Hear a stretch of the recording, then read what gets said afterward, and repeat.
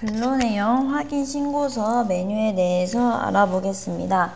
근로내용 확인 신고서는 일용 근로자의 사용 내역에 대해서 한 달에 한 번씩 공단에 신고하는 서식으로 다음 달 15일까지 제출해야 합니다.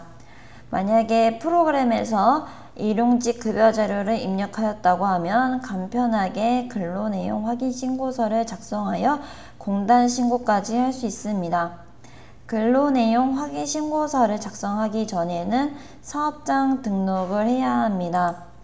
사업장 등록 메뉴를 클릭을 하게 되면 신규 사업장 등록 창이 나오면서 초기 사업장 코드를 10번으로 설정 등록합니다 라는 안내가 나옵니다.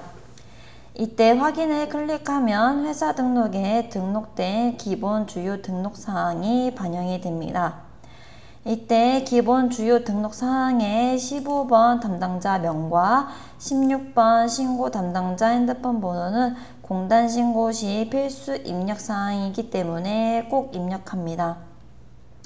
사회보험 탭은 회사 사업장의 4대 보험 관할 공단 및 관련 내용을 입력 및 관리를 하시고 싶으시다고 하면 이 사회보험 탭에서 입력을 한 후 관리를 할 수가 있습니다. 참고를 해주시면 되겠습니다. 그 다음에 사업장 등록을 마치고 근로내용 확인 신고서를 작성합니다. 근로내용 확인 신고서는 인사급여의 사회보험관리 1에 위치해 있습니다. 먼저 사업장 등록에서 등록한 사업장을 선택합니다. 만약 현장 코드를 관리하여 운영하는 사업장이라면 현장 코드도 입력을 합니다. 그 다음에 귀속 연월을 입력을 합니다.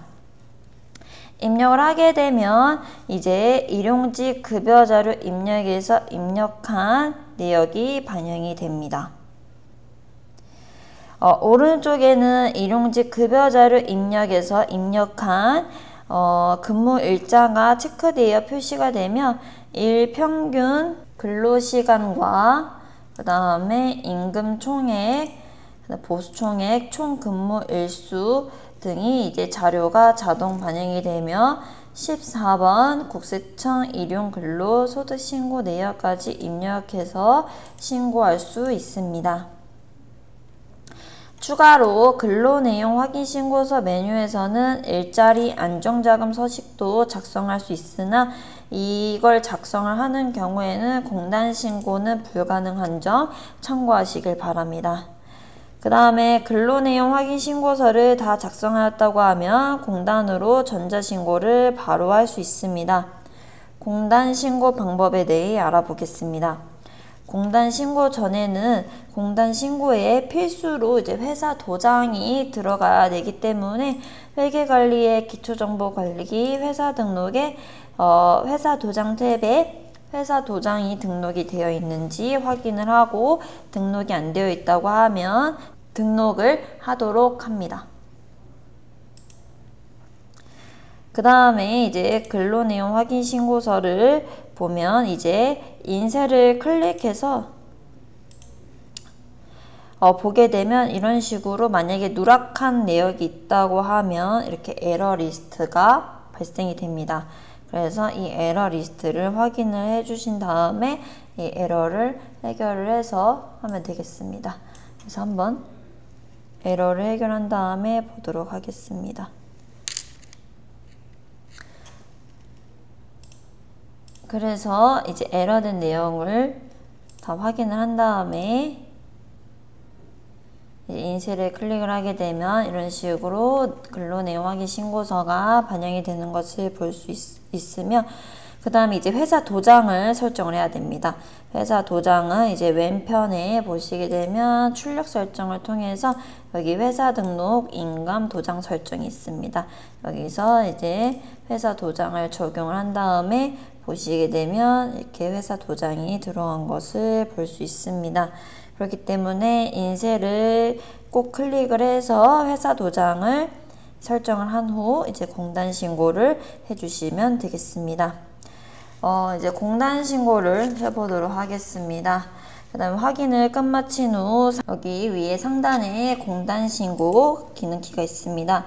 이거를 클릭하면 공단신고 팝업이 뜨게 되는데 해당 서식은 고유 서식이므로 근로복지공단에만 신고가 가능하기 때문에 신고기관도 근로복지공단만 활성화가 되어 있는 것을 볼 수 있습니다.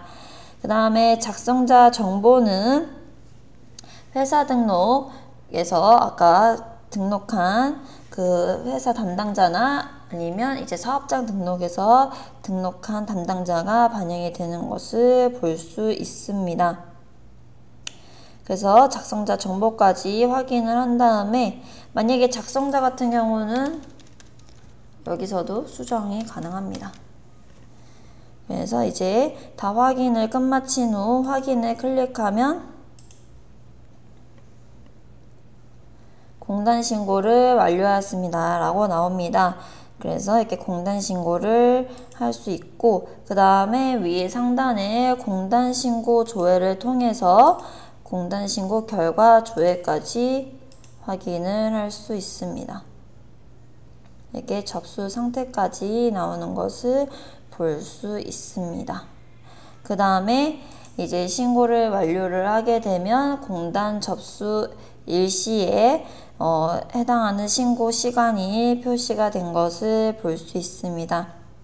그 다음에 추가 기능으로 상단 F3번 환경 등록을 통해 근로일수 표시 설정을 할 수 있으며 그 다음에 환경 등록에서 일용직 급여 입력 방식이 이제 일괄인 경우에만 적용이 가능하며 그 다음에 F4번 전체 불러오기를 조회 조건에 해당하는 사원을 불러올 수 있으며 그 다음에 일평균 근로시간이나